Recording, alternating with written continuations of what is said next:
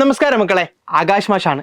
P Pavithran എഴുതിയിട്ടുള്ള മനോഹരമായ ലേഖനമാണ് മാതൃഭാഷ നമ്മെ ചേർത്ത് നിർത്തുന്നു എന്ന് പറയുന്ന ലേഖനം. കഥയും ലേഖനവും തമ്മിൽ വ്യത്യാസമുണ്ട്.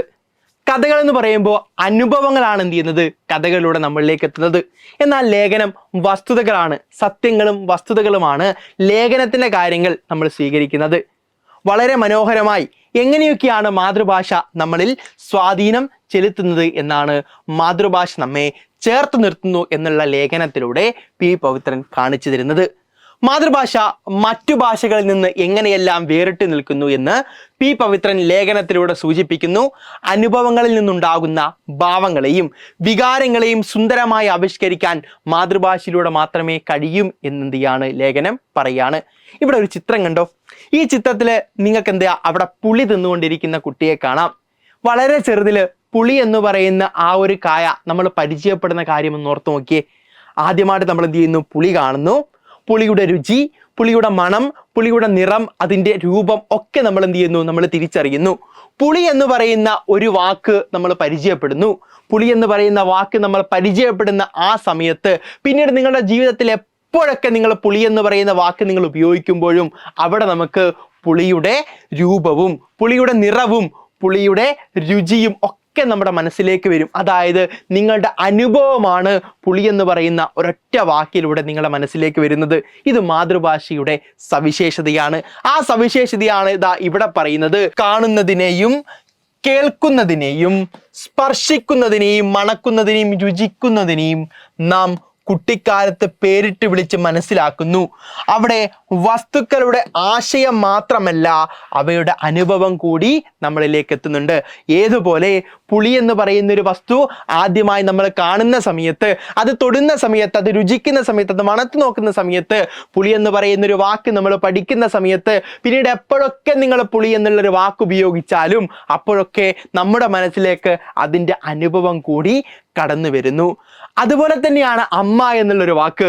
അമ്മ എന്നുള്ള വാക്ക് നമ്മൾ ഉപയോഗിക്കുമ്പോൾ അമ്മ എന്നുള്ള വാക്കിൻ്റെ സ്നേഹം കൂടി, ആ വാക്കിൻ്റെ സ്നേഹം കൂടി നമ്മുടെ മനസ്സിലേക്ക് വരുന്നു. അത് അമ്മയുടെ ശരീരം മാത്രമല്ല, അമ്മയുടെ സ്നേഹം കൂടിയാണ്. ഇനി ഇടി എന്ന് പറയുന്ന ഒരു വാക്ക് കേൾക്കുമ്പോൾ അവിടെ നമുക്ക് ഭയം ഉണ്ടാവുന്നു. നിലാവെന്ന് പറയുന്ന ഒരു വാക്ക് കേൾക്കുമ്പോൾ അവിടെ നമ്മുടെ മനസ്സിലൊരു കുളിർമയുണ്ടാവുന്നു. ഇടി എന്ന വാക്ക് ഭയവും നിലാവെന്ന വാക്ക് കുളിർമയും ഉണ്ടാവുന്നു. ഒരു വാക്കിന് അതിൻ്റെ ഭാവം കൂടി മാതൃഭാഷയിൽ നൽകാൻ വേണ്ടി സാധിക്കും. ലോകത്തെവിടെയുള്ള എന്ത് കാര്യങ്ങളും നിങ്ങൾക്ക് എന്ത് ചെയ്യാം? മാതൃഭാഷയിലൂടെ ചിന്തിക്കാൻ വേണ്ടി പറ്റും. നിങ്ങൾക്കിപ്പോൾ ഒരു ചിറകുണ്ടായിരുന്നെങ്കിൽ എന്ന് നിങ്ങളൊന്ന് ആലോചിച്ച് നോക്കിയേ. അതുപോലെ ഏത് കാര്യങ്ങളും നമുക്ക് എന്ത് ചെയ്യാം? ചിന്തിക്കാൻ വേണ്ടി കഴിയുന്ന ഭാവന വളരുന്നതും മാതൃഭാഷയിലാണ്. അതുപോലെ പെട്ടെന്നൊരു സമയത്ത് എന്തെങ്കിലും ഒരു തരത്തിലുള്ള ഒരു അപകടം ഉണ്ടാവുകയാണെങ്കിൽ, പോട്ടെ തലയിൽ ഒരു തേങ്ങ വീഴുകയാണെങ്കിൽ നമ്മൾ വിളിക്കുന്നത് മാതൃഭാഷയിലായിരിക്കും. അപ്പൊ മാതൃഭാഷയുടെ പ്രത്യേകതകൾ: മാതൃഭാഷ അനുഭവങ്ങളുടെ ഭാഷയാണ്. മാതൃഭാഷ പെട്ടെന്നുള്ള വൈകാരികമായ നിമിഷത്തിൽ നമ്മൾ ഉപയോഗിക്കുന്ന ഭാഷയാണ്. മാതൃഭാഷയിലാണ് ഏറ്റവും നന്നായി സ്നേഹവും ദേഷ്യവും ഒക്കെ പ്രകടിപ്പിക്കാൻ വേണ്ടി പറ്റുക.